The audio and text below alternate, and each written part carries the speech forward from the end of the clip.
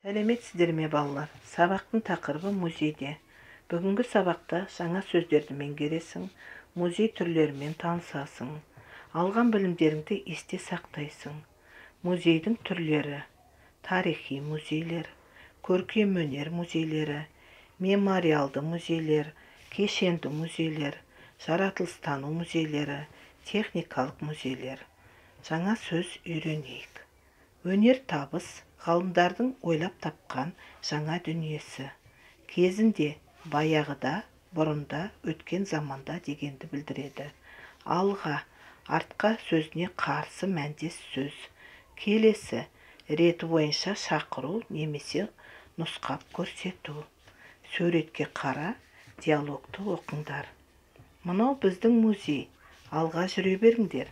Қараңдар, мынау біз көрген футбол добы ғой.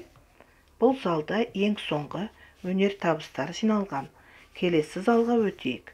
Мына заттар неге музейде тұр? Бұл заттарды қазір мүлдем пайдаланбаймыз. Қаламды да пайдаланбайсыңдар ма?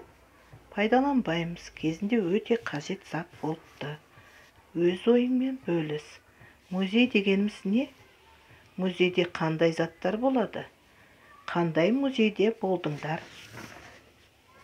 Есте сақтайық. Кім не істеді? Ол барды. Кім қайда не істеді? Ол музейге барды. Кім қашан қайда не істеді? Ол кеше музейге барды.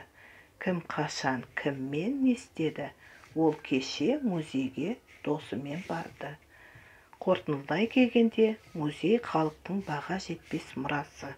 Саған бүгінгі сабақ ұнады ма? Музейдің қандай түрлерімен таныстың? Музей халықтың рухани мұрасына жата ма?